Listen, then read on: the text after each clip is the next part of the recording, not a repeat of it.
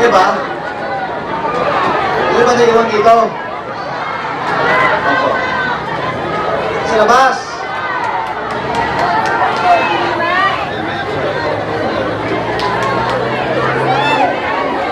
Sino yung nag-enjoy dito? Sino yung nag-enjoy dito? Okay. Sino po dito ay hindi taga Batangas? Sino dito ay taga Batangas? Kaya dapat kung ibababa ang VAT, ang unang makinabang ang mga Batanggenyo, no? Kaya bilang update lang,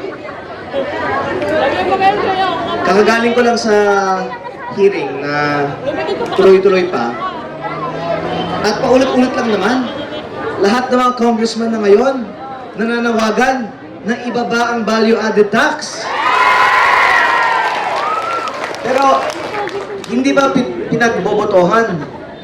Una, dahil wala pang sesyon hanggang May 4. Ngayon po ay bakasyon sa Kongreso, pero may mga pagdinig at ang mga komite ay nagbubuod ng mga report at sana bago magbukas muli ang Kongreso sa May 4, handang-handa na para pagbotohan na ang pagbaba ng value-added tax.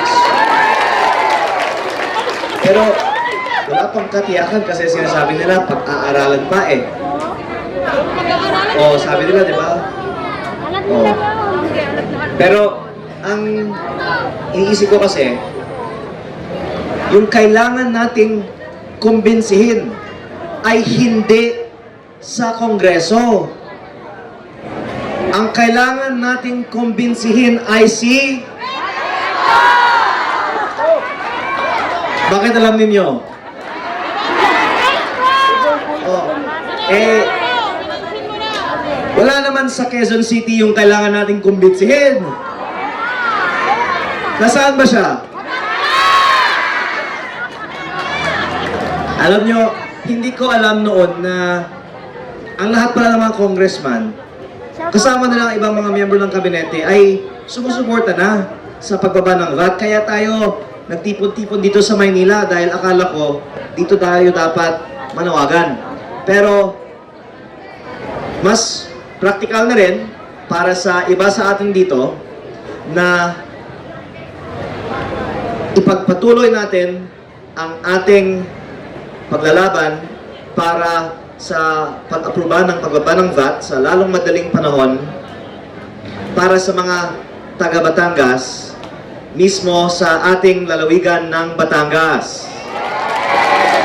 Kaya mananatili pa ang ating mga pagtitipon dito, lalong-lalo po may mga kasama tayo naman na taga rito. Pero bukas pupunta din ako sa ating distrito para makipag-usap na rin sa ating mga leaders sa mga iba't ibang bayan. Nagbibigay lang ako ng advance information sa inyo na magsisimula tayo ng signature campaign para hindi lang ang mga kasama natin dito ay maaaring magpahayag ng kanilang suporta para pababain ang value-added tax, pero para kahit sino sa ating mga bayan ay pwedeng magpahayag din ng kanilang suporta. At syempre, ito po ay magawa natin din sa tulong ng ating mga leaders sa ating mga bayan. At sana, dahil sa pangangampanya ng ating mga leaders, as much as possible, ang buong unang distrito ng Batangas ay peperma ng kanilang suporta para sa pagbaba ng value-added tax. Sa tingin nyo ba, may ayaw na ibaba ang value-added tax sa unang distrito? Walang ayaw. Opo. Opo. Kaya, kung walang ayaw, lalong maganda. Ipakita natin na lahat naman ng mga Pilipino ay may gustong ibaba ang value added tax. At sa tingin ko, mabilis lang din to. Makompleto natin ang signature campaign sa mga susunod na mga linggo. At sana papakinggan ito ng ating nasyonal na pamahalaan, lalong-lalo na ang ating mga kababayan sa Batangas kapag maipakita natin ang dami ng mga puwerma para ibaba ang value added tax. At ako po ay puno ng pag-asa na ang ipinaglalaban natin dito sa Liwasang Bonifacio at sa Kongreso ay magtatagumpay, at pag yan ay mangyayari, pwede natin ipagmalaki na tayo na nagtiyaga dito ng ngayon 1 linggo na at nagtungo sa Kongreso ng 2 beses na, ay naging bahagi ng isang makasaysayang kampanya para ibaba ang value added tax para sa pakinabang ng buong Pilipinas. Maraming salamat po, at magkita tayo muli, kung hindi dito pa, edi sa Batangas naman. Maraming salamat po.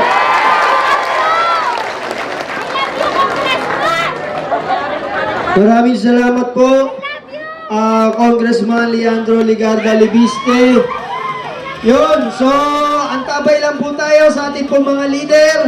Ano po, yung ating pong mga leader, maya ng kaunti, ay pumunta muna po uli kayo dito sa unahan. At tayo po may mga pag-uusapan na po. So antabay po lahat. Muli, maraming salamat po, Congressman Leandro Ligarda Libiste!